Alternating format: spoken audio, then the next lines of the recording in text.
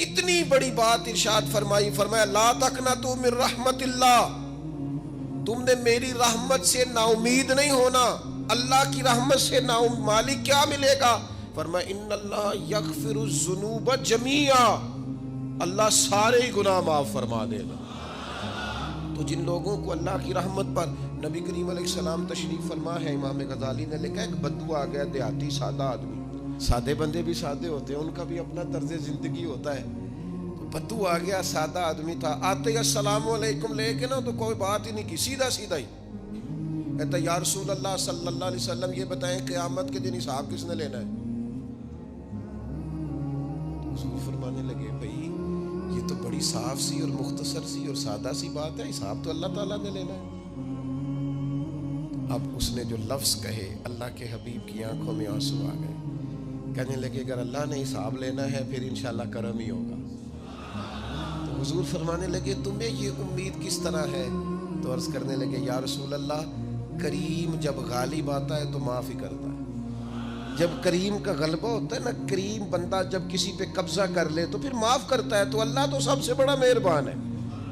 وہ بات کی اور اگلا جملہ ہی کوئی نہیں کہا، وہ چلے گئے۔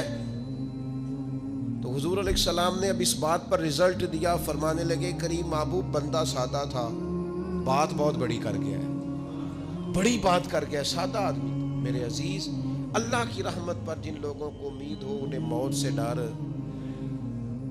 اور پھر جن کو محبوب کی ملاقات کا شوق ہو نا،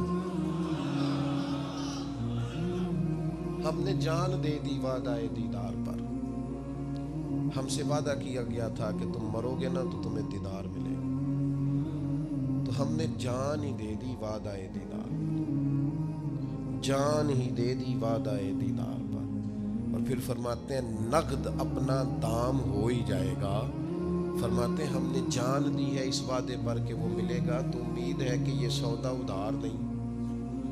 جیسے ہی قبر میں جائیں گے سامنے حضور کی زیارت نصیب ہو جائے گی۔ اس لیے لحد میں بھی عشق رخ شاہ کا داغ لے کے چلے، اندھیری رات سنی تھی سو چراغ لے کے چلے۔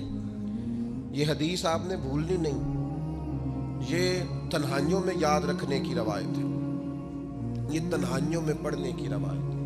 یہ اپنے ذوق کو تازہ، جو لوگ کہتے ہیں نا وجد سرور کیف میں جانا چاہتا ہوں، وہ مشکات شریف کی اس حدیث کو دیکھے۔ اللہ کے حبیب علیہ السلام نے فرمایا لوگوں میں تمہیں بتاؤں قیامت کے دن اللہ تعالیٰ بندوں سے پہلا سوال کیا فرمائیں گے اور بندے اس کا جواب کیا دیں گے؟ یا رسول اللہ کرم فرمائیے، بتائیے۔ تو کریم فرمانے لگے اللہ تعالیٰ قیامت کے دن بندوں سے سب سے پہلا سوال، اگرچہ بعض اور احادیث میں اور سوالات بھی آئے ہیں قیامت میں جو سب سے پہلے ہوں گے، لیکن اس حدیث میں یہ والا سوال حضور نے بیان فرمایا۔ حضور فرمانے لگے اللہ قیامت کے دن اپنے بندوں سے سب سے پہلا سوال یہ فرمائے گا کیا تم میری ملاقات کو پسند کرتے تھے؟ اوئے ہوئے ہوئے، کیا تمہارا ملنے کو جی چاہتا تھا؟ کبھی اے حقیقت منتظر نظر آ نہ لباس مجاز۔ اقبال کہتے ہیں تیرے کرم اتنے ہیں دل کرتا ہے تجھے دیکھیں، کبھی کبھی اے حقیقت منتظر نظر آ نہ لباس مجاز میں، لاکھوں سجدے تڑپ رہے ہیں میری جبین نیاز میں، تمہارا دل کرتا تھا مجھ سے ملنے کو؟ حضور فرماتے بندے عرض کریں گے مالک بڑا دل کرتا تھا۔ تو پھر اللہ فرمائیں گے یہ گفتگو کی معنویت تو دیکھو یار، اس کا حسن تو دیکھو۔ اللہ پھر پوچھیں گے کیوں دل کرتا تھا تمہارا؟ دل کرتا تھا تو کیوں کرتا تھا؟ عرض کریں گے مالک اس لیے کہ ہمیں امید تھی کہ تو معاف بھی کر دے گا، رحمت بھی فرمائے گا، اس معافی کی امید پر دل کرتا تھا تو ملے۔ حضور فرماتے ہیں پھر رب فرمائے گا مجھ پر واجب ہے، میں نے اپنے کرم سے واجب کر لیا ہے کہ آج تمہیں جنت عطا کروں گا۔ یہ جو ملاقات ہے نا، ملاقات کہ وہ ملیں گے، ان سے ملاقات ہو۔ عمر بیت گئی نا نام جپتے، عمر بیت گئی نا تذکرہ کرتے، ہم سے بھی لوگ پوچھتے ہیں کیا کمائی کی، کیا زندگی میں حاصل کیا، تو ہم کہتے ہیں شرق سے غرب تک ملک کے ایک کونے سے لے کر دوسرے کونے تک مدینے والے کی بات کی، حضور کا ذکر کیا ہے۔ نبی پاک کے میں اپنی حیاتی تو قربان تھی، وہاں ساری محمد محمد پکیندے گزر گئی ساری۔ یہ اعزاز ہے، یہ کرم ہے۔ اب کیا ہوتا ہے، گناہگار لوگ ہیں، اتنا بڑا دعویٰ تو نہیں کر سکتے، لیکن دل تو چاہتا ہے نا کہ چلو جس کا نام لیا ہے اس کی کبھی زیارت بھی ہو، کبھی ملاقات بھی ہو، کبھی نظر کرم بھی ہو۔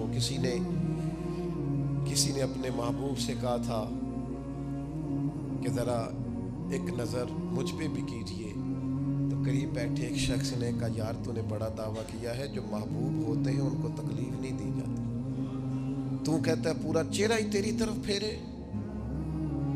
تو پھر اس نے اس درویش سے پوچھا کہ میں بھلا پھر کیا کروں، میرا دل تو میرا بھی کرتا ہے نا، چلو یہ تو آپ کی بات ٹھیک ہے کہ اب میں محبوب سے کہوں کہ اتنی تکلیف کرے کہ میری طرف پورا رخ پھیرے تو ٹھیک نہیں، تو پھر بتائیں میں کیا کروں؟ تو اس نے کہا ان راہوں میں کھڑا ہو جا جن راہوں کی طرف وہ کریم دیکھتا ہے۔ چلو اسی با کردار کو دیکھتے دیکھتے بیچ میں تیرے اوپر بھی نظر، مجھ پہ محشر میں نصیر ان کی نظر پڑ ہی گئی، مجھ پہ محشر میں نصیر ان کی نظر، اوئے ہوئے اللہ کرے آپ کو بھی وہ لطف آئے جو مجھے آ رہا۔ کہتے مجھ پہ محشر میں نصیر ان کی نظر، یہ انتہائی عاجزی ہے کہنے والے کی۔ اس نے بالکل اپنے آپ کو ختم کر کے کہا کہ میں قابل تو نہیں تھا، اور میں پھر تکلیف دیتا کہ میری طرف دیکھیں، اسپیشل میرے لیے وقت نکالیں۔ پر کرم یہ ہوا کہ مجھ پہ محشر میں نصیر ان کی نظر پڑ ہی گئی۔ کہنے والے اسے کہتے ہیں خدا کا کرنا، کہنے والے اسے کہتے ہیں خدا کا کرنا۔ اللہ نے کیا کہ نظر مجھ پر پڑ ہی گئی، اور جب پھر پڑ گئی تو تیری ایک نظر کا کمال ہے اور میری زندگی کا سوال ہے۔ بس جب پڑ گئی تو سو پھر پڑ گئی۔ موت سے وہ بندہ کبھی نہیں ڈرتا جسے ملاقات کا شوق ہو، ملنا چاہے داتا علی اجویری سے اور موت سے ڈرے، ملنا چاہے حضرت غوث پاک جیلانی سے اور پھر موت سے ڈرے۔ زندگی گزری ہو علی علی کرتے پھر موت سے ڈرے، عمر بھر سیدنا عثمان غنی کی سخاوت کی بات کی ہو اور پھر جنت میں جا کے ان سے ملنے کا شوق پیدا نہ کرے، ساری زندگی سیدنا فاروق کا عدل بیان کیا ہو، ساری زندگی ان کے انصاف کا تذکرہ کیا ہو، پوری امت کو بتایا ہو کہ اگر جینا چاہتے ہو تو عمر کے رستوں پر چلو، اور پھر یہ موت سے ڈرے اور مر کے جناب فاروق اعظم کی زیارت کو پسند نہ کرے۔ جسے صدیق کی وفائیں یاد ہو، جنہیں جناب ابو بکر صدیق کا عشق یاد ہو، وہ پھر ان کی زیارت نہ کرنا چاہے اور ساری عمر حضور کی نعت پڑھی ہو۔ مانا نہیں آتا تھا پھر بھی کہا بلغ العلا بکمالہ کشف الدجا بجمالہ حسنت جمیع خصالہ صلو علیہ والہ سے نہیں ترجمہ آتا تھا، پر جب بھی کو پڑھتا تھا یہ بھی جھومتا تھا مولا یا صلی وسلم دائماً۔ میں آپ کو بتاتا ہوں توتلا آدمی، توتلا اور دیوانہ مجذوب بیچارہ، سمجھ نہیں، توتلا بولنا بھی ٹھیک نہیں آتا۔ مجھے نماز کا سلام پھرا تو وہ جلدی آ گئے، وہ ایک مجذوب آدمی تھے، سادے تھے، تو سلام لی تو کہنے لگے میں گل کرنی سی، تو میں نے ان سے کہا کہ تھوڑی دیر کے بعد ملتے ہیں۔ سادہ آدمی ہے، اللہ مجھے معاف کرے، میں کوئی نقل تو نہیں ان کی اتار سکتا، اس زبان کو ہم توتلی نہیں کہتے، ہم اس زبان کو بلالی زبان کہتے ہیں۔ یہ بڑی خوبصورت زبان ہوتی ہے، یہ جو توتلے لب و لہجے ہوتے ہیں نا، وہ جب بچہ پوری طور پہ اماں نہیں کہہ سکتا، توتلا ہوتا ہے تو کوئی مزہ آتا ہے اماں کو اماں کہلوانے میں۔ جب وہ پوری طور پر باپ کو بابا نہیں کہہ سکتا اور توتلا ہوتا ہے تو کوئی مزہ آتا ہے کہنے میں۔ وہ جب دادی نانی دادا کہتا ہے تو دادے کا دل کرتا ہے یہ 100 بار کہے، چونکہ اسے کہنا نہیں نہ آتا، لیکن اس توتلاہٹ میں جو اس کو لطف آتا ہے۔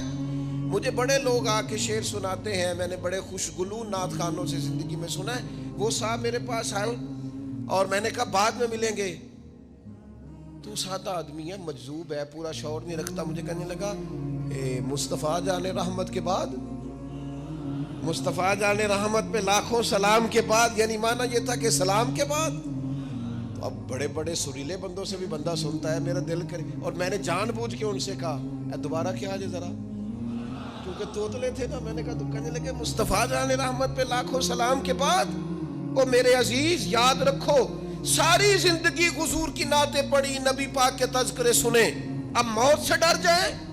حالانکہ موت تو ایک پل ہے، پل سے گزریں گے تو سامنے اللہ کا دیدار بھی ہوگا، مدینے والے کی زیارت بھی نصیب ہوگی.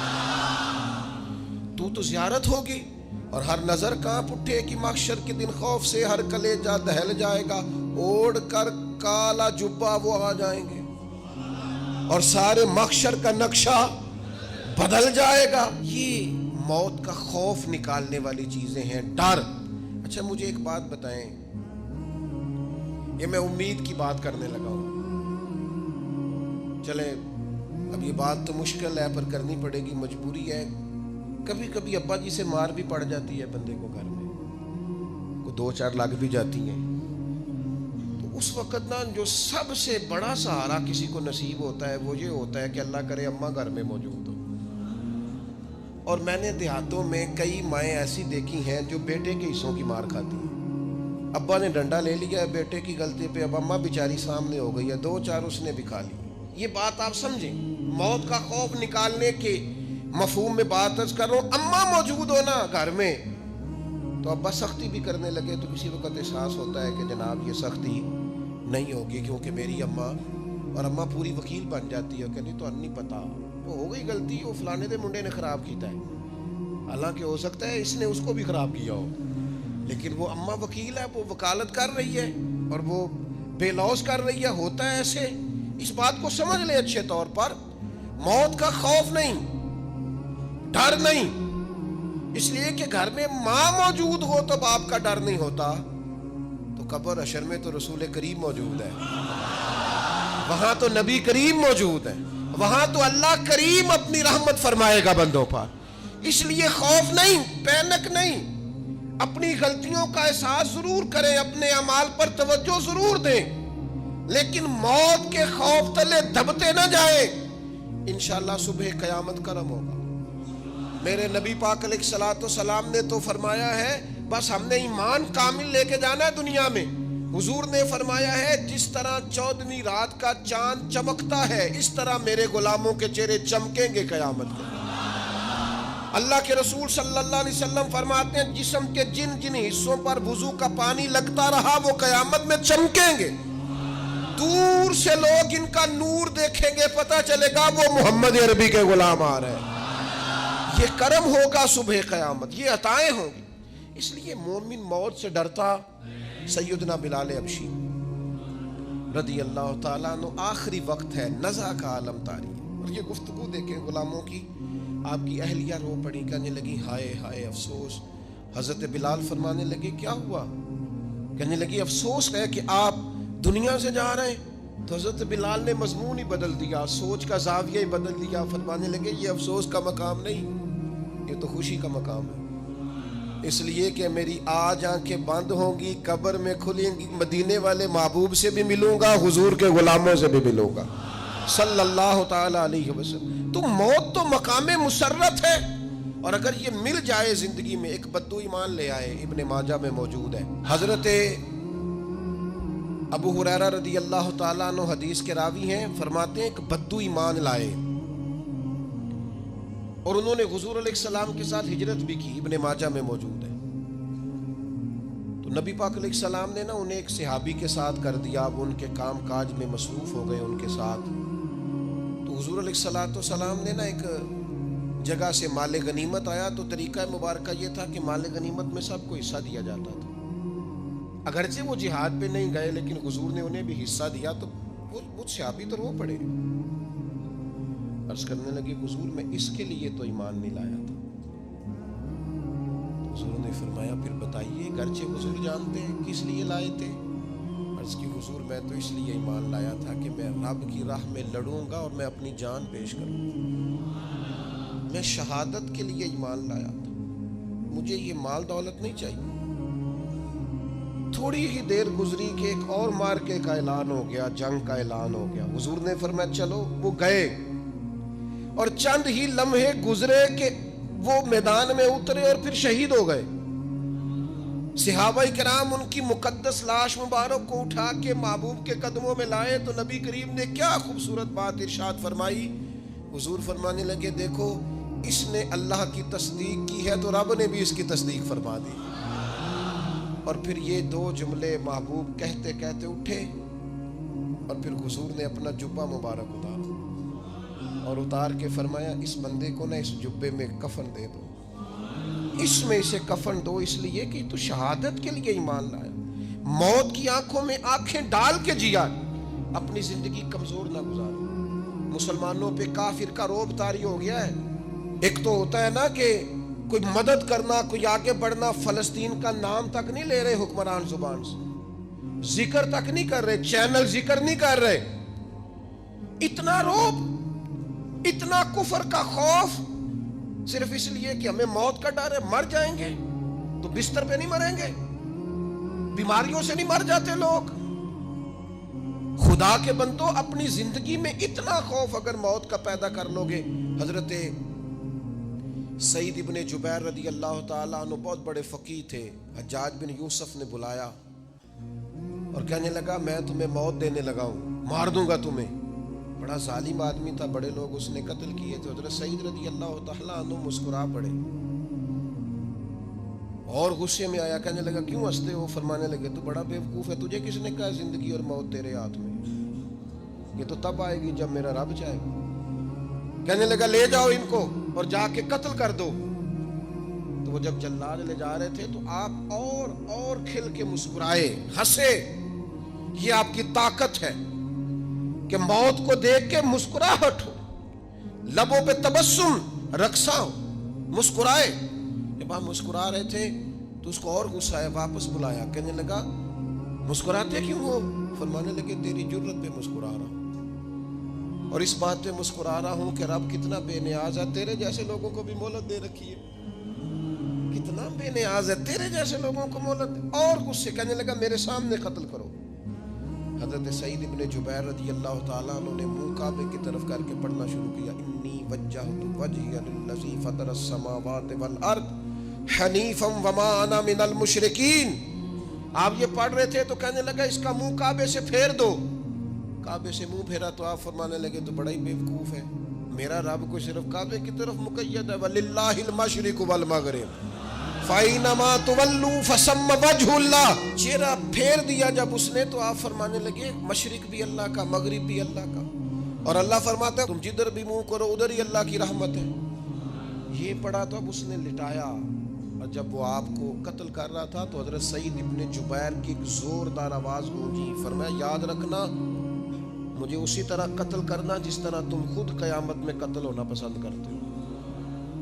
میرا آخرت پر یقین کامل ہے, محشر میں عدالت لگے گی, میں تمہیں قتل کروں گا میں.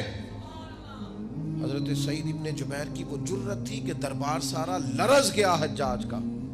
حضرت سعید ابن جبیر رضی اللہ تعالیٰ عنہ کہنے لگے اللہ اسے میرے بعد کسی پر مسلط نہ کرنا, میرا قتل آخری ہو, میرے بعد نہ ہو. ڈر گئے لوگ, سہم گئے. اور وہ جو جلاد آپ کو قتل کر رہا تھا اس کے بھی ہاتھ کانپ رہے تھے. اتنی جرت, موت کا ایک منٹ کے لیے خوف نہیں.